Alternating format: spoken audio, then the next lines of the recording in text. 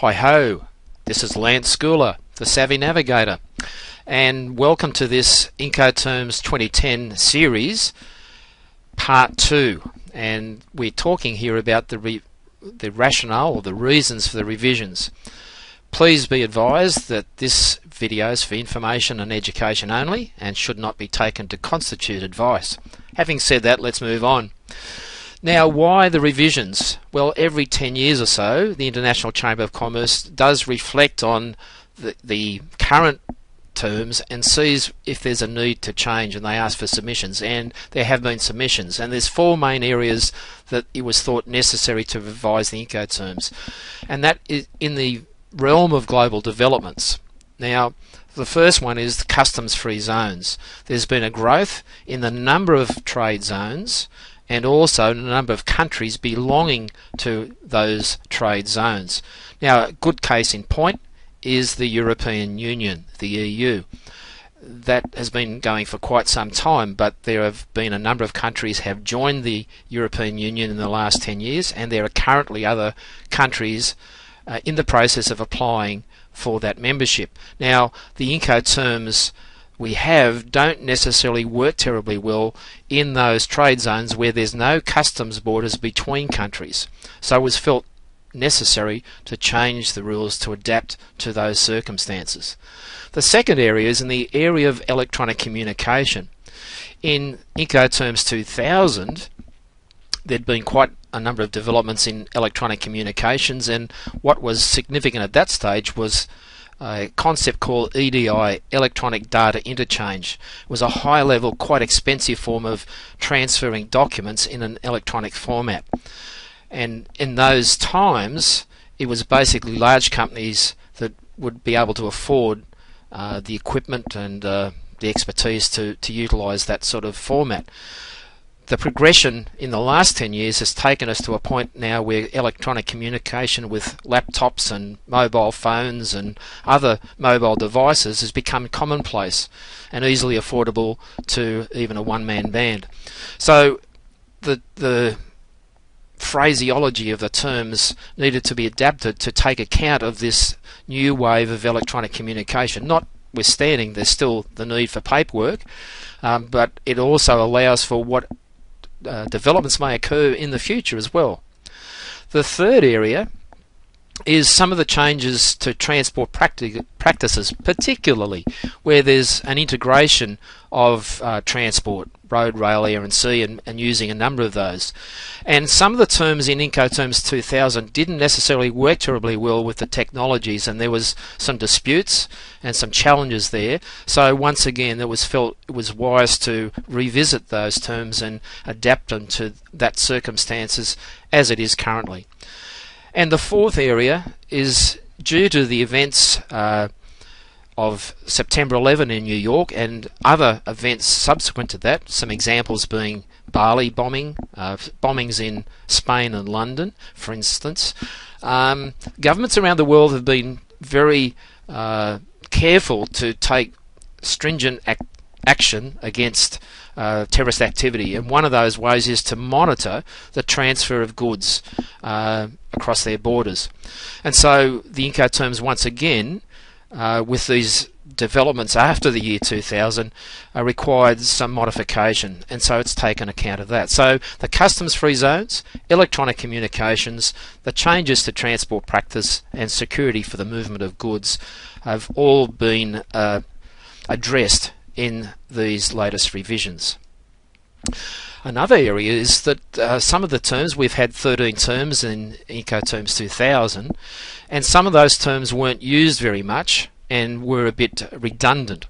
I know particularly in Australia, where I reside, the terms delivered at frontier, delivered ex-ship and delivered ex-key were terms that weren't relevant in most of the activities in trading between importers and exporters in this country.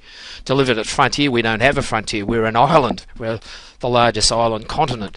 But so the result of that is that the drafting committee thought it was best to take out the redundant terms and replace those. So what's happened is they've taken those redundant terms and they've replaced them with the 11 terms, from 13 down to 11, and you can see instead of 4 groups as there were in Incoterms 2000, there's now 2 groups, being the sea and inland waterway specific terms, and then the other terms that can be used in any or all methods of transport.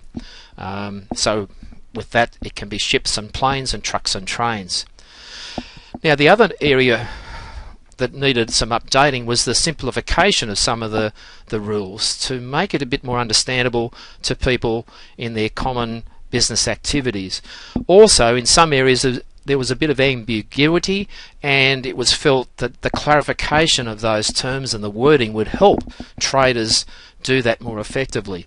Now, the other area that I have a particular interest in, I've been running courses on importing and exporting for about 20 years now, and in the last 5 years the percentage of females in my classes has become the majority. So in my classes now there's a majority of women, and as I go through the Incoterms in each course that I run, I have to apologise when I start to go through the Incoterms for the masculine language of the Incoterms. Fortunately, the terms have now been put into a gender neutral, so I don't have to worry about trying to translate as I'm going, showing the Incoterms. So I'm very grateful for that. And ladies that are watching this video, I'm sure you'll appreciate it too. Okay, so the next thing is we need to understand that Incoterms is not actually a contract per se. It's rules to help us for the transfer of goods between the buyer and the seller, and those that facilitate that as well.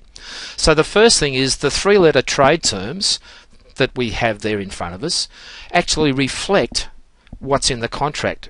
Whatever's been contractually agreed to needs to be reflected by an Incoterm. It's not the other way around. We don't have to meet the contract to fit it in with the Incoterm itself. The Incoterms are there to serve the contractual obligations of the buyer and the seller. The other thing to realise that Incoterms only covers activities dealing with the transfer of the goods from the seller to the buyer.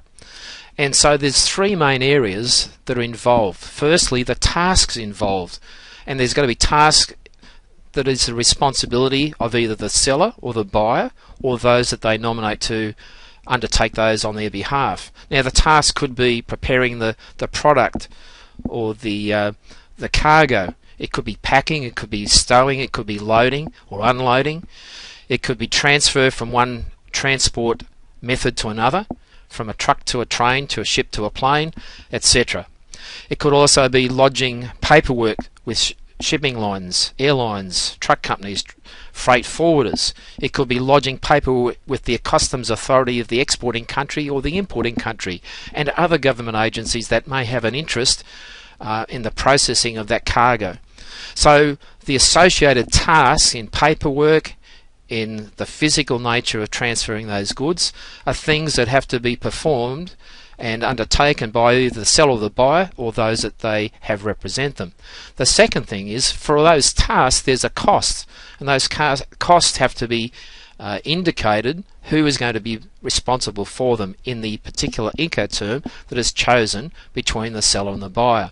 So the costs are also indicated by the Incoterm, what the seller has to do as far as those costs and what the buyer has to do relating to those costs.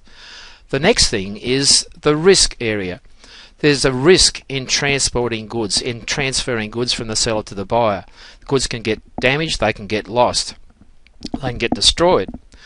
And so the risk is indicated in the Incoterm, where the seller, their risk is up to a certain point, and from that point it becomes the buyer's risk. So those 3 areas of tasks, costs and risks are indicated within the Incoterm that is chosen by the seller or the buyer. So that's the end of this particular video. Our next video will be 10 tips on using Incoterms.